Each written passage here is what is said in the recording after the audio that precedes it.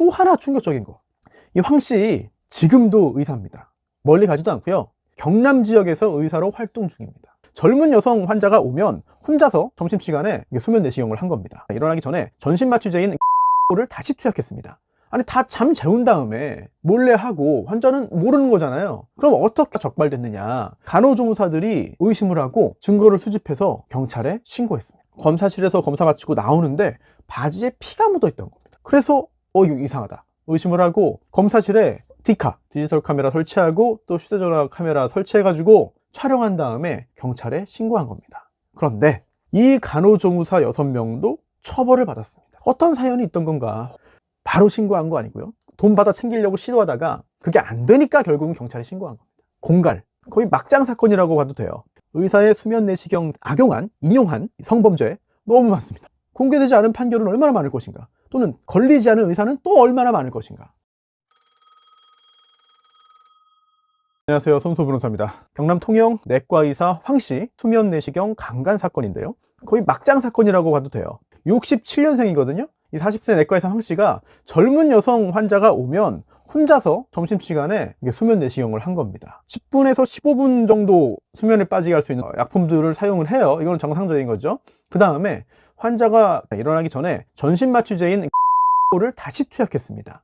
그래서 완전히 잠들게 한 다음에 강간을 했습니다. 그때 보도를 다시 좀 찾아봤어요. 그랬더니 이 내과 의원이 굉장히 평이 좋았답니다. 그대로 읽어드릴게요. 황 씨는 통영에서 2번째로 내시경을 잘 보고 친절해서 먼 지역 환자들도 일부러 찾아올 정도로 실력 있는 의사로 주민들에게 알려져 있었다. 메디포뉴스라는 매체에 있는 표현을 그대로 읽어드린 겁니다. 그리고 인구 13만인 통영의 개인 의원이 64곳에 불과했다. 그리고요, 이 병원은 2003년 1월에 개원했는데 시내 중심부에 위치해 있고 또 내시경 잘 본다는 입소문이 있어서 굉장히 많은 사람들이 이 사건이 드러난 후에 충격받았다 라는 보도가 있었습니다. 아니, 다 잠 재운 다음에 몰래 하고 환자는 모르는 거잖아요. 그럼 어떻게 이 의사 황씨가 적발됐느냐?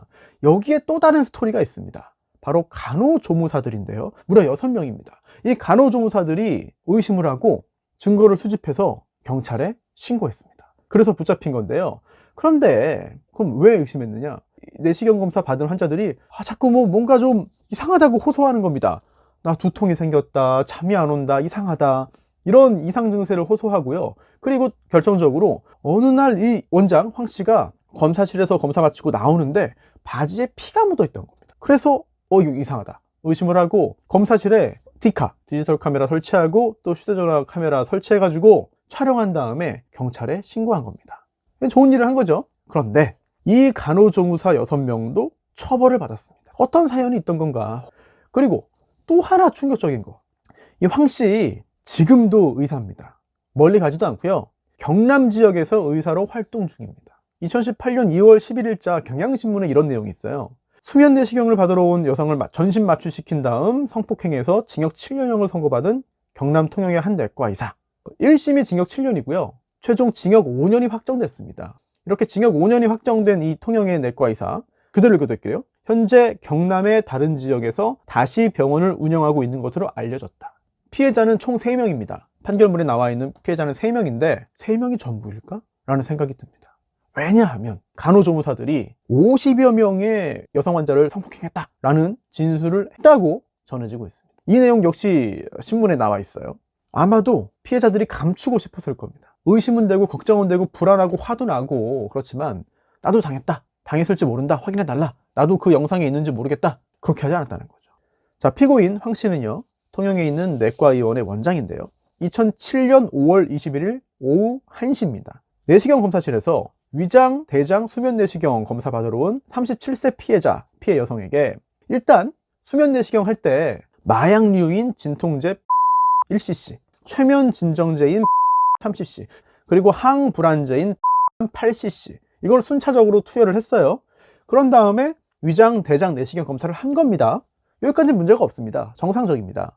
그런데 이렇게 수면 상태에 빠져 있는 피해자를 보고 욕정을 일으켜서 물리치료실에 보관되어 있던 전신마취제 이거 2,30cc를 일회용 주사기에 넣은 다음에 간호사들이 이 내시경 검사실에서 다 나간 거를 확인한 후에 포도당 수액을 이제 팔에 꽂아 놓은 상태인데 이 고무관에다가 찌른 거죠.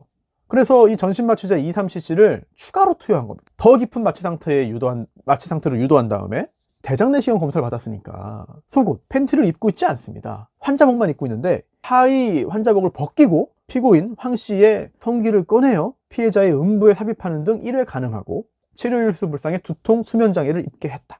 1심은 준강간이라고 했습니다. 준강간. 즉, 항거불능 상태에 빠져 있는 거죠. 네, 이렇게 빠져 있는 상태의 사람을 가늠했다. 자, 두 번째입니다. 두 번째 피해자. 6월 9일, 약 20일 후입니다. 6월 9일 역시 오후 1시. 왜냐면 점심시간이니까요. 같은 장소에서 같은 검사를 받으러 온 29세 피해 여성에게 같은 방법으로 간음을 해서 역시 두통 수면장애 일으켰다. 자, 그 다음 세 번째는요. 10일쯤 후입니다. 6월 20일 역시 오후 1시경 같은 장소에서 같은 위장 대장 내시경 받으러 온 38세 여성에게 같은 방법으로 1회 간음하고 역시 두통 수면장애 입게 했다. 자, 이렇게 3명의 피해자가 확인이 됐습니다.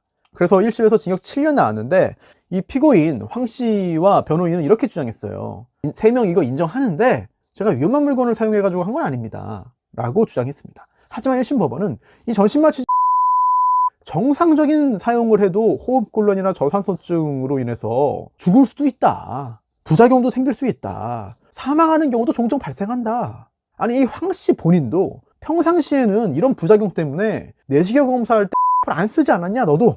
그렇다면은 사회통념상 상대방이나 제3자가 생명이나 신체에 위협을 느낄 수 있는 위험한 물건에 해당한다 라고 봤습니다. 납득이 되죠.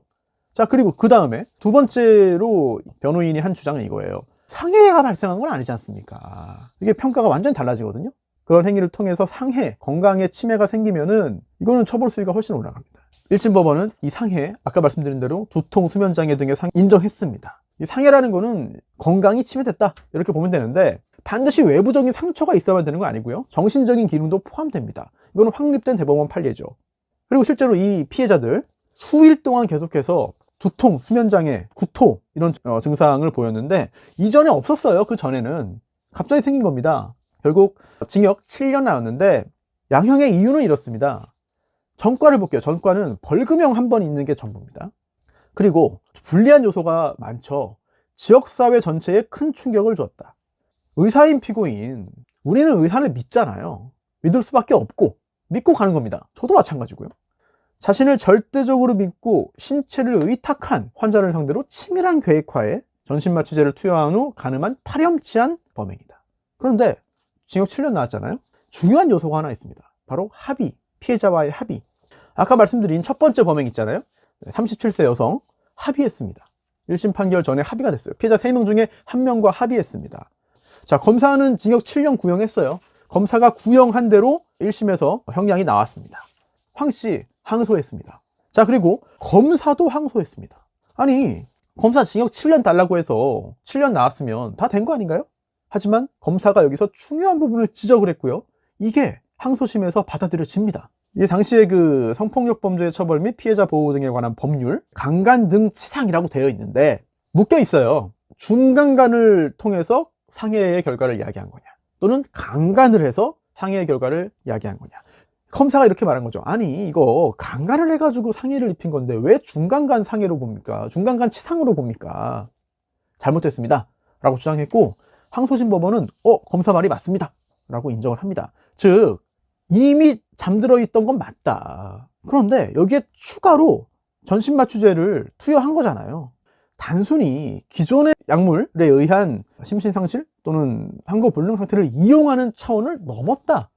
새롭게 심신상실이나 항거불능 상태를 초래했거나 또는 적어도 기존의 그런 상태를 더 강화하거나 심화시킨 경우다. 강간이다 라고 봤습니다.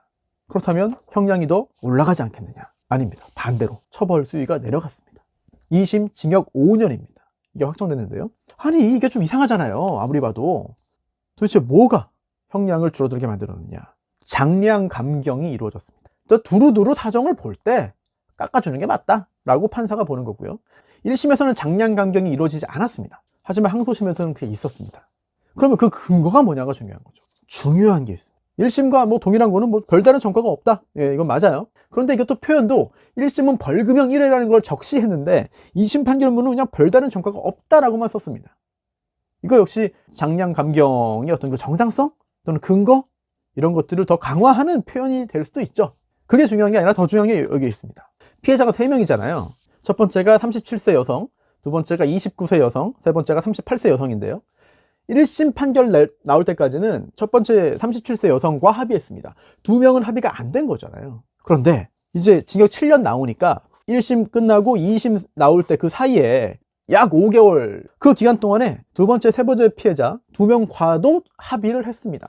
피해자 3명과 다 합의한 거예요. 경남의사회에서는 제명 처분을 내렸고요. 그리고 의사협회는 회원 권리 3년 정지 처분을 내렸습니다. 비난이 있었죠. 아니 이거 내려도 의사 활동할 수 있는 거 아니냐. 그래서 2018년 기준으로 경남 지역에서 또 계속해서 의사 활동하고 있다는 그런 보도가 나온 거죠. 당시 또 고 신해철 씨 관련해서 계속해서 1호 사고를 냈던 그 의사도 계속해서 의사 생활을 하고 있다는 지적들이 나왔죠. 자, 그런데 이 사건 이것만 해도 충격을 주는 거잖아요. 게다가 비슷한 사건을 제가 쫙 찾아봤는데 오늘 함께 소개해드릴 수가 없습니다. 왜냐? 너무 많아요.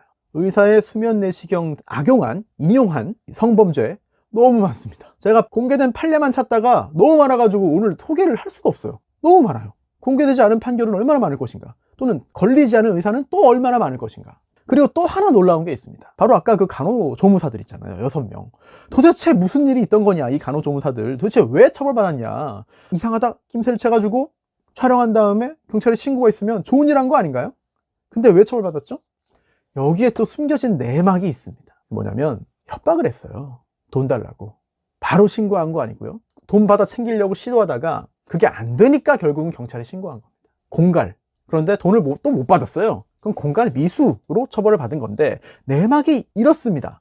이상하니까 촬영을 하긴 했습니다. 그 다음에 CD. 지금이야 뭐 다른 것도 있습니다. 당시에 CD에 구웠죠. CD로. 그래서 6장의 CD로 만든 다음에 원장님, 우리가 사실 이거 갖고 있는 돈 주세요 라고 한 게 아니라 가족들에게 말을 합니다. 처, 그리고 장모, 저희가 이런 거 좀 잡았거든요.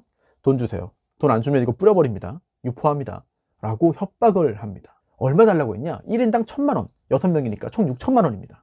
1인당 1,000만 원 달라고 요구했는데 안 준 거예요. 그래서 경찰에 신고했는데 나중에 이게 드러나면서 처벌을 받게 됐는데, 불구속 상태로 6명이 다 재판을 받았습니다. 1심 6명 다 유죄고요.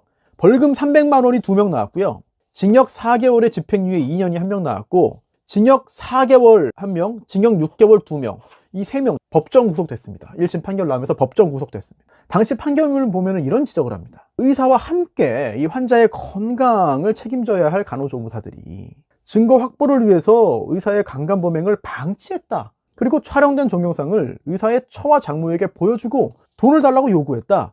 죄질이 극히 불량하다. 그리고 반성을 안 했습니다. 수사받을 때는 경찰에서는 다 자백했거든요.